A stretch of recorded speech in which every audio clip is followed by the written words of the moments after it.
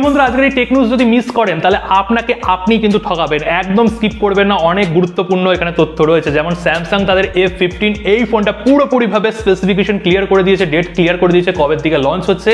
আর nothing phone 2A এই ফোনের processor final হয়েছে আর দামও কিন্তু ফাইনাল প্রায় হয়ে গেছে। এছাড়াও হাইপার ওএস এর একগুচ্ছ আপডেটের ব্যাপার নিয়ে আজকে এই ভিডিওতে আলোচনা করব। কার কার ফোনে হাইপার ওএস এর কোন কোন ভার্সনের আপডেট এসছে সমস্ত কিছু থাকছে। অবশ্যই ভিডিওতে একটা লাইক ঠুকে দিন, শেষ পর্যন্ত দেখুন, একদম স্কিপ করবেন না। আর যদি কোথাও গিয়ে ভালো লাগে তাহলে অবশ্যই সাবস্ক্রাইবটা করে যাবেন। প্রথমেই বলবো কিছু নয়, মানে ওই নাথিং কে নিয়ে। নাথিং ফোন 2A এই ফোনটা তো আপনারা জানেন মার্চের 5 তারিখে লঞ্চ হচ্ছে, কিন্তু আপনারা অনেকেই হয়তো জানেন না নতুন প্রসেসর দিয়ে লঞ্চ হচ্ছে। এটা মিডিয়াটেক ডায়মেনসিটি 7200 আল্ট্রা নয়, 7200 প্রো এই প্রসেসরটা দিয়ে প্রথমবার এই প্রসেসরটা এই ফোনেই ব্যবহার করা হচ্ছে। এবং এই প্রসেসরটা আল্ট্রার থেকে সামান্য ওভারক্লক একটা ভার্সন। রেস্ট অফ স্পেসিফিকেশন আপনারা তো জানেন, 50 মেগাপিক্সেলের দুটো ক্যামেরা থাকছে আর দুটোই কিন্তু স্যামসাং এর সেন্সর। এবং মেন ক্যামেরায় আপনারা OIS এর সাপোর্ট পেয়ে যাবেন। ফ্রন্টে 32 মেগাপিক্সেলের ক্যামেরা, কার্ভ অ্যামোলেড নয়, ফ্ল্যাট অ্যামোলেড প্যানেল, 6.7 ইঞ্চির। এছাড়াও মেটালের ফ্রেম থাকছে, 5000 mAh এর ব্যাটারি, 45 ওয়াট চার্জারের সাপোর্ট থাকছে, type C port, 12 stereo speaker, বক্সে চার্জার থাকছে না। অ্যান্ড্রয়েড 14 এর সাথে নাথিং UI 2.5 বক্সে পেয়ে যাচ্ছেন। দাম কিন্তু 25 থেকে 26,000 শোনা যাচ্ছে, মানে 30,000 থেকে অনেকটা নিচেই কিন্তু এই ফোনটা বার হচ্ছে। এই ফোনটাকে নিয়ে কি আপনারা চিন্তিত আছেন, মানে কিনবেন? তাহলে অবশ্যই কমেন্ট করে জানাবেন। লাভা অগ্নি 2 এই ফোনটার তো নাম শুনেছেন। এই ফোনটার হাত ধরে কিন্তু লাভা একটা কামব্যাক করেছিল, কিন্তু আজকে অগ্নি 2 এর কথা বলবো না। লাভা তাদের ব্লেস সিরিজের আন্ডারে curve phone, lava bless curve এই ফোনটা লঞ্চ করবে। মার্চ মাসে লঞ্চ হচ্ছে এবং এই ফোনের প্রধান আকর্ষণীয় ব্যাপার হচ্ছে গ্লাস বিল্ড কোয়ালিটি অগ্নি 2 এর মতন আপনারা পেয়ে যাবেন। কার্ভ এখানে অ্যামোলেড প্যানেল থাকছে, 64 মেগাপিক্সেলের ট্রিপল ক্যামেরা এবং মেন ক্যামেরাটা সোনির সেন্সর দিয়ে আসছে। হ্যাঁ, সোনির সেন্সর দিয়ে। এছাড়াও স্টক অ্যান্ড্রয়েডের ইন্টারফেস। দামও কিন্তু কম হবে, শোনা যাচ্ছে 18,000 17,000 আন্ডার 20,000 এই প্রাইস সেগমেন্টের সাথে লঞ্চ হবে। লাভা ভালো কাজ নয়, বেটার থেকে ইমপ্রুভ ধীরে ধীরে কিন্তু করে যাচ্ছে। চাইনিজ ব্র্যান্ডের কিন্তু অবস্থা খারাপ হয়ে গেছে। তো লাভা কোম্পানি যদি ফোন ব্যবহার করে থাকেন আপনারা, তাহলে অবশ্যই আপনাদের এক্সপিরিয়েন্সটাকে শেয়ার করবেন। কাল বাদে পরশু IQ Neo 9 Pro এই ফোনটা লঞ্চ করছে, কিন্তু জি সিরিজের আন্ডারে IQ Z9 এই ফোনটা মার্চ মাসের দিকে লঞ্চ করছে। আর এই ফোনটার চমকদার জিনিসটা হচ্ছে সনির সেন্সর দিয়ে আসছে, 882 IMAX এর সেন্সর সনির আন্ডারে।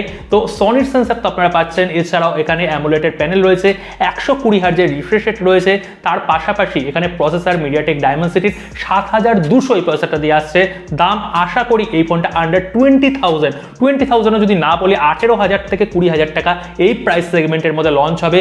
একটা ভালো ফোন হতে যাচ্ছে, কিন্তু ক্যামেরা সেন্ট্রিক এবং তার সাথে পারফরমেন্সও যথেষ্ট ভালো। প্রিয় বন্ধুরা, আপনারা অনেকেই প্রতিনিয়ত কমেন্ট করে থাকেন হাইপার ওএস এর আপডেট আমার ডিভাইসের মধ্যে কবে আসবে দাদা। তো ফাইনালি হাইপার ওএস এর একগুচ্ছ আপডেট চলে এসেছে। প্রথমেই যদি পোকোর আন্ডারে বলি, পোকো X5 Pro এবং পোকো M সিরিজের আন্ডারে যেই কটা ফোন আছে সেই ফোনের মধ্যে হাইপার ওএস অ্যান্ড্রয়েড 14 এর বিল্ডের কিন্তু আপডেট পেয়ে যাচ্ছেন।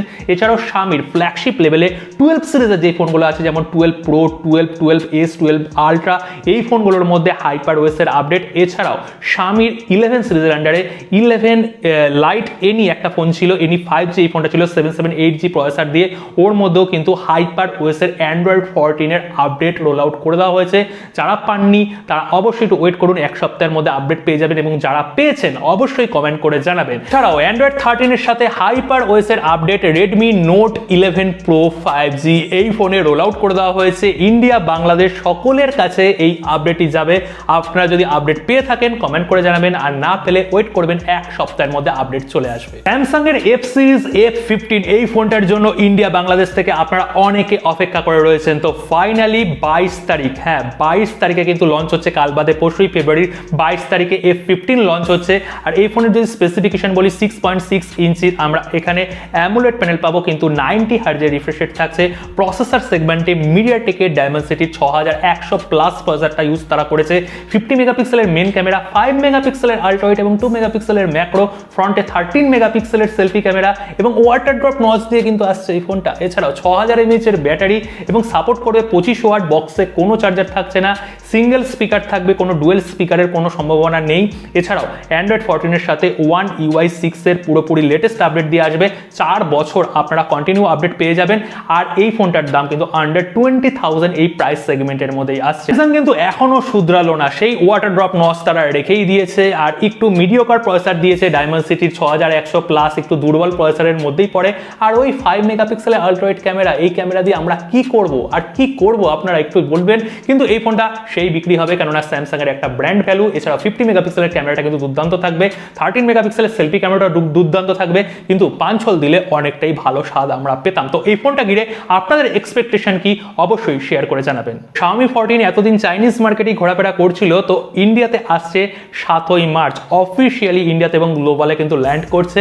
আর আপনারা জানেন স্পেসিফিকেশন আমি একটু বলে দিচ্ছি, এখানে কিন্তু 8 Gen 3 পুরোপুরি ফ্ল্যাগশিপ লেভেলের প্রসেসর রয়েছে, আর ওই গ্লাস বিল্ড কোয়ালিটি রয়েছে, কার্ভ টাইপের বিল্ড কোয়ালিটি রয়েছে। এছাড়াও 50 মেগাপিক্সেলের ক্যামেরা, ওয়াইএস থাকছে, ইআইএস থাকছে, সনি থাকছে, লাইকা থাকছে, 13 মেগাপিক্সেলের এখানে আলট্রাওয়াইড ক্যামেরা থাকছে, টেলিফটো ক্যামেরা থাকছে, দুর্দান্ত মানের এখানে অপটিমাইজেশন কিন্তু ওরা করেছে হাইপার ওএস এর সাথে অ্যান্ড্রয়েড 14। তো ক্যামেরা সেন্ট্রিক এবং পারফরমেন্সের জন্য Xiaomiর এই ফোনগুলো কিন্তু যথেষ্ট ভালো ফোন, কিন্তু সেইভাবে সেল তারা করতে পারে না। মানে ফ্ল্যাগশিপের ফোন কিন্তু Xiaomi বা রেডমির কোম্পানি একই যাই বলুন না কেন, তো ফ্ল্যাগশিপের ফোনগুলো কিন্তু তারা সেইভাবে সেল করতে পারে না, কিন্তু একটা ছাপ কিন্তু ফেলে রাখে।